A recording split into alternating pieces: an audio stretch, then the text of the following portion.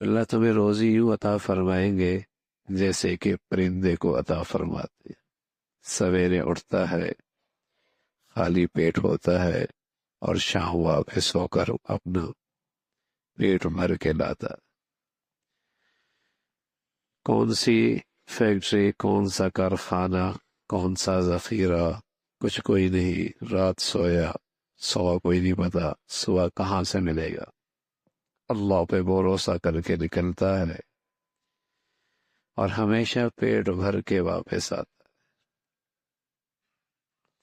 پیارے رسول صلی اللہ علیہ وسلم نے فرمایا، اگر تم بھی اللہ پہ بھروسہ رکھو اور یقین رکھو کہ رزق اللہ دیتا ہے، اور وہ دینے پہ آئے تو کوئی محروم نہیں کر سکتا، اور وہ نہ دینے پہ آئے تو کوئی نہیں دے سکتا۔ یہ یقین رکھو، رزق اللہ دیتا ہے۔ ان اللہ هو الرزاق، ان اللہ هو الرزاق۔ رزاق صرف اللہ ہے، نہ دکان ہے، نہ کارخانہ ہے، نہ ملازمت ہے۔ رزاق صرف اللہ ہے۔ وہ دینے پہ آئے کوئی روک نہیں سکتا، وہ نہ دینے پہ آئے کوئی دے نہیں سکتا۔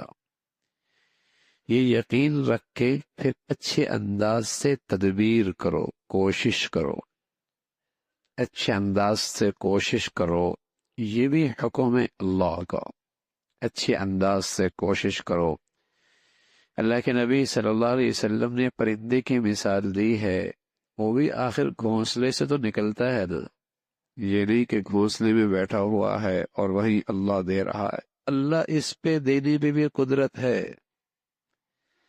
لیکن اس دنیا میں اللہ کی سنت یہ ہے کہ وہ پرندہ اڑا ہے اور وہ گیا ہے کہیں، محنت کی ہے اس نے، لیکن بھروسہ اللہ پہ ہے کہ صبح رات سویا، سامنے کچھ نہیں تھا، کہاں سے لے کے آئے گا، اڑا اللہ کے بھروسے پہ، اور اپنی سی تدبیر اور کوشش کی۔ اللہ نے کبھی اسے بھوکا نہیں رکھا۔